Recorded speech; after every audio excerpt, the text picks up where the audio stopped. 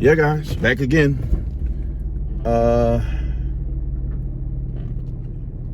What's going on, family? How y'all doing today? Notice I'm probably wearing the same thing I had in the last video. Second video, same day.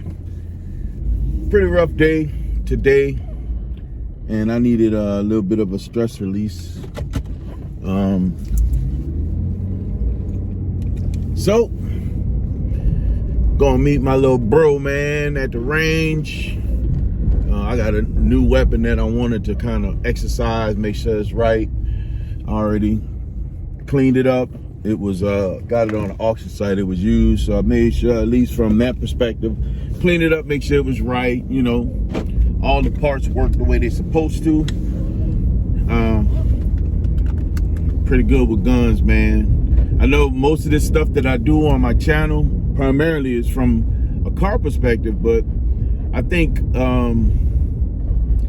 there's far more value in understanding the whole person, and part of understanding the whole me is knowing some of the things I like to do. And shooting, I love to shoot. I have a lot of guns and I enjoy using them for good, or if on the other side, for defense. I gotta do what I gotta do. Never leave home without one, ever.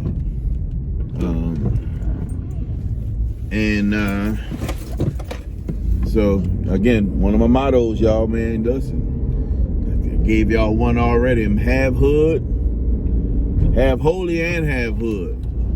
Pray for me, don't play with me. The other side is when you stay ready, you ain't never gotta get ready, man. So that goes with a lot of stuff. I talk about credit on here. When you stay ready, you ain't gotta get ready. If you keep your credit right, when you're ready to buy a house, you ain't gotta worry about going through the song and dance of getting it right. Like that kid. He's probably not a kid, he just look young. But yeah, man, so we gonna head over here to the range. This place where I usually go and shoot. I got membership over here. It's an indoor range. It's I've been at several out here. I've been at several in the area, in the overall area, and this is absolutely my favorite range. I like the people, and they're also very meticulous about what you're doing on the range. It minimizes mistakes. It minimizes people doing something foolish and someone getting hurt. I'm one of these people who, if I'm on a range, I like to go to this place because they have a lot of sectioned off ranges. And because they sectioned it off, the benefit is that, you know, you only in there with maybe, and lately it's been maybe one, maybe two other stalls being used. And I'm always paying attention to my surroundings. I'm attention to details, guys. I pay attention to the people that's around me and who in there. And because I don't want nobody to do something stupid. And I give you a case in point, give you an example. The last time I went to the range, I went with my my bishop, a pastor from the church. He had just got a new weapon. And because of my reputation, he wanted to go exercise it, make sure it was good, shoot it, and do some more stuff. So he and I went to the range and to shoot his weapon. He has a high power weapon that's, you know, it has a big bang. I don't need to tell the details of his weapon other than that, because that's not anybody's business. But anyway, but when he got up and there was a car family next to us. There was a husband and wife and two kids. They looked like they had to be probably some type of young adult. I don't think they were teenagers. They looked like they had some kind of clue about weapons and so on and so forth. Well, the mother had the gun in her hand. Her son was getting her prepared to shoot, and she had a pistol. And so Bishop was, he got up there to shoot, and he's a excellent shot. Shoots very well. He's like You know, he's prior military also, and he's a real good shot, right? So he got up to shoot, and he pulled the trigger one time. And because the pow, or the bang, or the noise that the weapon made, the lady in the stall next to us, it frazzled her to a point where she was coming out of the stall with the weapon in her hand. Like I said, I carry everywhere I go. I immediately told her son, take that weapon from her, get it out of her hand. But as I was telling her, I had my hand on my pistol in my waistband, because I'm not gonna get shot because she is not knowing what she's doing. I'd rather shoot her before she shoot me, not to kill her, but I shoot her to maim her, to make sure that she doesn't get that weapon or fire that weapon on me first. I would shoot her to help save her, if that makes sense. I'm not gonna get shot. And she, you know, although her son helped calm her down to get that weapon out of her hand, it felt like it probably was only like 10, 15 seconds. It felt like 5 minutes, this whole evolution, because the way she was moving with that gun, just saying. When he saw me trying to calm her down, I asked him just to put his weapon down. He put his weapon down, Bishop. Put his weapon down, he kind of backed off a little bit. And then the lady, when her son finally got him under control, got her under control, I was cool. And then she went and stood off on the side. Man, if you jumpy for loud noises, there's no reason for you to be in any firing range environment, any shooting range environment. You can't take the pop of loud noises. Stay your butt at home when it comes to being around guns, because they loud. They make big pops. They make noise. And if you got a gun in your hand and you don't know what to do when they make that big noise, then maybe you need not. If you're gonna come and be around, just listen to the big pops and don't put a gun in your hand, because that could have ended really, really, really badly. But that was this little story time. But anyway, a person I'm going to shoot with now is my little bro from church, man. We work in media together. And he's my little bro, man. He's a good guy, super smart guy, man. Super, super smart. IT guy like myself, except he's far more technical when it comes to coding and things like that. I can't even reiterate the mind. He's got a powerful mind. He's a smart guy, man. But anyway, we gonna do some shooting, and he's just kind of exercising some of the stuff that he's doing. He's working on getting something else here real soon. Everybody don't have the same problem that I have. I have a horrible habit with buying guns. It is my biggest vice. They got some people, when they think about vices, we have a tendency to think about the bad vices, like people drinking, doing some type of drugs, other vices people may have, shopping, spending too much money, not paying attention to the financial side of it, just being addicted to it. Guns is probably my biggest addiction.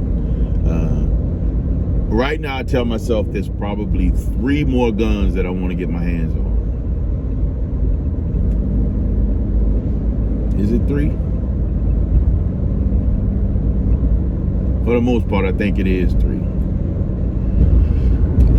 I want to get me another. I sold a 1911 and I had, and I kind of kicked myself. So I think I want to get another 1911 and 45. I want to get a. I have a 12 gauge, but I want to get a. It's called a AR-12, the semi-automatic 12 gauge. It kind of looks like an AR-15, except it shoots 12 gauge. Want to say it holds, the magazines hold maybe 5 or 6 rounds, but you can get the extended magazine that holds, I think, up to 10 rounds plus 1 in the chamber. I need that in my life. And the other thing is, what's the other thing I wanted to get? Man, I did not want to turn here. I want to get another AR and I want it. I got two options. I want another in 300 Black Ops, or 300 Black Ops, or I want it chambered in. Actually, I would probably prefer another AR in 308, and I don't know, man. Maybe it's 4 guns, because I still want to get. I want to get something that shoots 7.62. Now, I don't want Draco. I don't care about that foolishness. To me, that's novelty. It's not really as practical. If something go down, you might be able to defend yourself with that if you practice on, you know, how you're gonna aim that and what you're gonna use that for. But that's a lot of money per round for self-defense when you can do the exact same thing, or you can absolutely stop someone that's coming at you. Honestly, if you're a good shot, you can stop them with a you can slow them down with a 22, but you can really stop them with a 380. To be perfectly honest with you, if you know what you're doing. Just got to know how to shoot, which is a less expensive round than 7.62, 5.56, or 2.23. You don't need all that for that. Those could be really great hunting rounds or real long range shooting rounds, but you know, it depends. You know, it depends on what you want to use it for. If you feel like that's what you need to shoot somebody with, just be mindful. You know, if you're using, and you know, I had this conversation with someone before. They wanted to get AK-47, which shoots the 7.62 rounds, for a home defense weapon.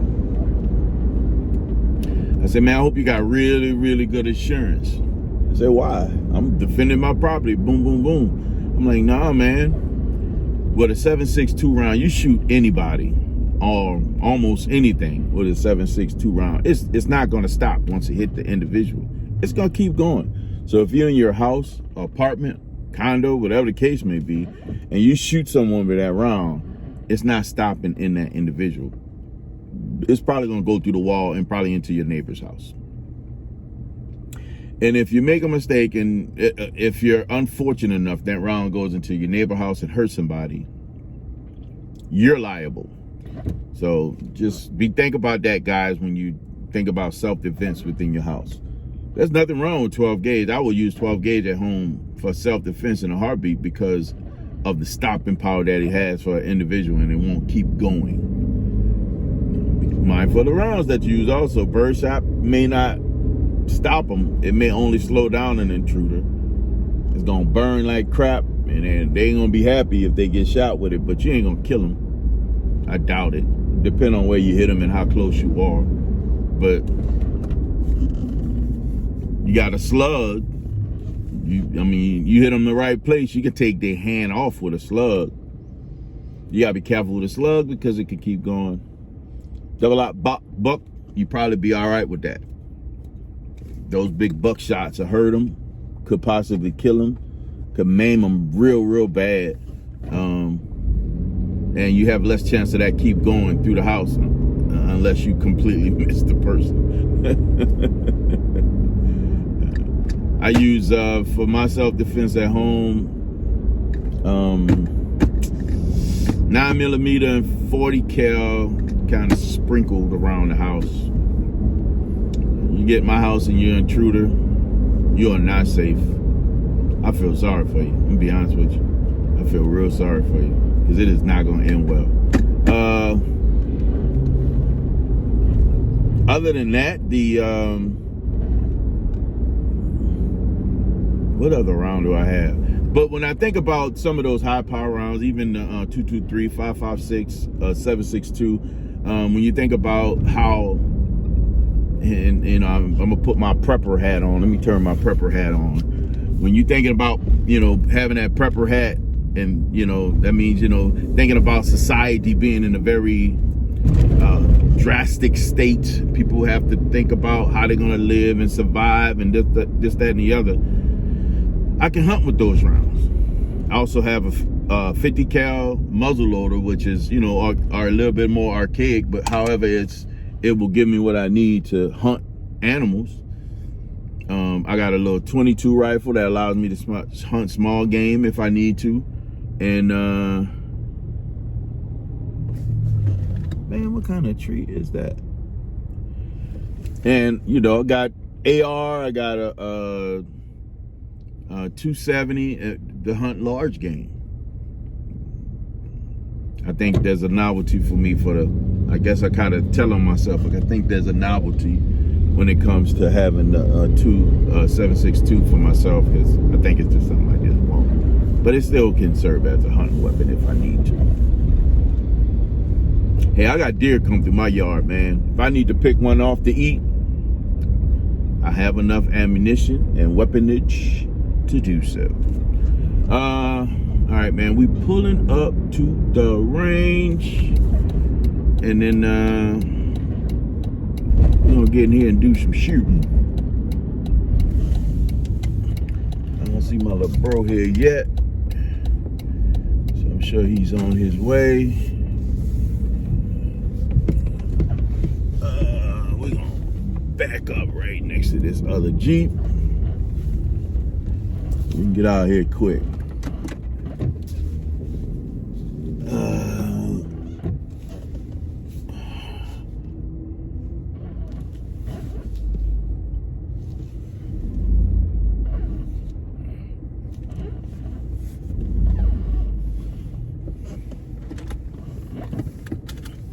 All right, guys, I'm about to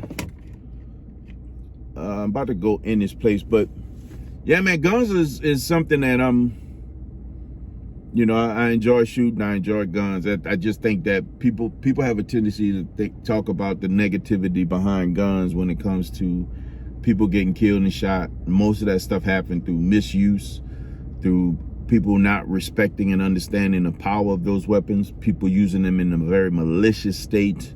Guns can be used. Guns allow us to maintain our security. That's what the Second Amendment about. Not only that, but the Second Amendment is in place to for us to protect ourselves, even when government goes a little wacky. So think about that. I mean, that's what the Second Amendment is there for. That's what it protects our right to bear arms. So when they talk about all this craziness about, you know, the guns that they think that you should have, it's not their position for them to say that. Most of the people that are using those guns in a bad way, most of them that are using them in a bad way, either they have some mental issues or something going on with them that they probably shouldn't have purchased that weapon. That's the screening process that they should put in place.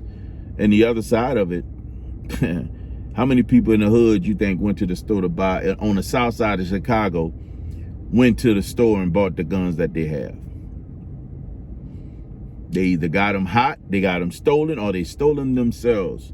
So come on now, let's be realistic. So, you know, I don't have any intentions on doing anything malicious with the weapons that I own. But most importantly, I definitely want to maintain them, because for those who would like to do malicious things with weapons, I will defend myself against them.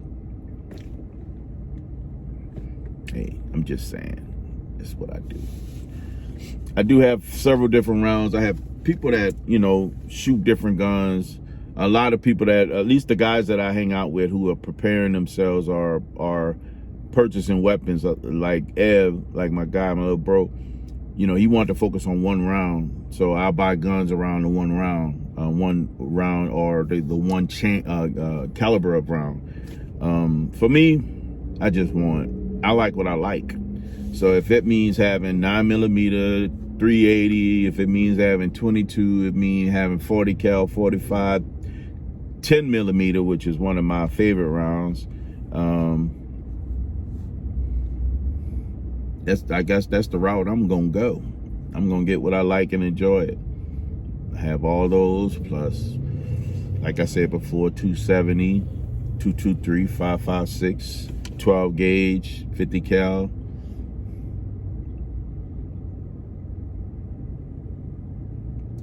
When you stay ready, you ain't gotta get ready.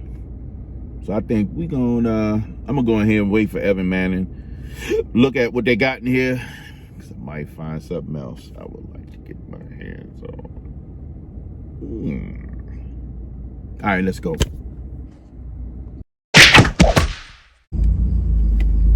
What's going on, family? We finished shooting. I could not bring, at least I couldn't record in the range, because there's just too many people in there. You know, people get funny about that, and I don't want to make nobody uncomfortable. So it was a bit more people that was in there than I'm used to having when I'm in the range on a regular basis. White Liberty in front of me, but he ain't as big as me, baby. But anyway, so I couldn't record, so I had to refrain from recording. But a review of the Glock 17 that I purchased. So just a overview of the 17 that I got. It's a custom 17, custom Glock 17, I think it's a Gen 3. You see a Gen 3 at the Gen 4. The trigger is smooth, so I think it's a Gen 4. It has a custom trigger, which is about 2.5 pounds. The trigger is crispy and nice, sweet. Other than the trigger, it also has a custom slide that was milled and also engraved, a laser engraved. It has a custom barrel, threaded barrel. It also is stempeled with engraving of the got engraved symbols on each side of the grip. Plus, it has a symbol on the custom backplate on the slide. It is a nice shooter. I purchase, and I generally don't purchase rounds out of the box that's not in the box, because usually the ones that are in bags and things like that, people buy in bulk. They usually are reloads, and reloads can be finicky depending on the weapon that you have. Now, because the Glock that I was shooting has a custom barrel, that barrel's fault tolerance is very, very, very low, excuse me. So that little swell that you can get at the base of a round when you are dealing with reloads, which isn't that much of a different than the factory or a brand new load, but it's just enough to add a little bit more problem, right? Or it won't seat completely in the barrel when firing. So I had a couple of misfires using the bag rounds that I got from them. But I also went and purchased another box. I had two boxes, but I purchased another box while I was at the counter talking to the clerks at the range. I purchased another box of 9mm brand new rounds, and they worked perfectly, right? Did not have a problem with them. Every last one of them cycled just fine. So the barrel has a low fault tolerance when it comes to dealing with reloads. I'm sure if I had a Glock barrel, I would not have had that problem. It probably would have been no issue to cycle those rounds, but it's because it's an aftermarket barrel, probably gonna cause those problems. But that's not a problem. We can work around that. Either I just only run, you know, brand new rounds through the weapon, or I buy a Glock barrel and run whatever I want through it. And honestly, what I think I might do, because it's a Glock, there's a reason why I love Glocks. Now, I don't have a problem with maintaining and keeping my weapons clean. I could break down every weapon I own and clean it to the nth degree. However, with Glocks, and they're workhorses, man. Them things keep going. They don't stop. And, you know, I had weapons I haven't cleaned in almost a year, and was firing on a regular basis, and that thing never failed the cycle. So one thing I like about Glocks, they're very reliable. They're, they keep going. They cycle through mud. They just keep going, man. And I don't want this weapon that I purchased. Now, I didn't purchase this one for a carry. I didn't purchase it just for like home defense or something like that, although it can be used for that. I purchased it because I have this MCK. And the MCK is a shell that you put a pistol in that turns your pistol into a long gun or a carbine. And initially, the one that I purchased it for Glock, 9mm Glocks, and what it is convertible to is both the 19 and also the 17. There's a screw in there that I slide up a little bit, and then I'm able to adjust and determine what weapon I want to put in. My Glock 19 is custom through and through. I did it. The trigger is, I don't know, man. I'll say the trigger on my 19 and on the 17 are about the same. They're really crispy. I'm surgical with my 19, and I'm not shooting the 17. I was nice with the 17. I can't complain. Very nice with the 17. Whereas with the 19, if I want to hit your earlobe, I'm gonna tear your earlobe up. With that 17, if I want to hit your earlobe, I'm probably gonna hit your earlobe. I'm probably gonna hit your ear. I'm just learning the weapon and getting there. I'm on it. I might be a quarter off at about 30 feet, but that's not too bad. At least not for me. I don't think that's too bad. I'm a good shot. So, yeah, man. So it went in it cycled well. It did its thing. A few problems with the rounds. Changed the rounds. I got brand new rounds. It worked like a charm. So I can't complain. I like it. I like it a lot. But I purchased the 17 to live within the MCK or that Roni. So it's not going to be a weapon that I generally shoot as just the pistol. It's going to be a carbine for the most part. So, yeah. But I had a great time at the range. Had a good time, other than the hiccups with the ammo. Had a great time at the range, man. I'm just riding here looking at all this debris and stuff, these trees that are down. I don't know if it was a tornado hit over here or what, but there's just a lot of trees. You guys should have seen that in one of my previous videos, a couple of videos back.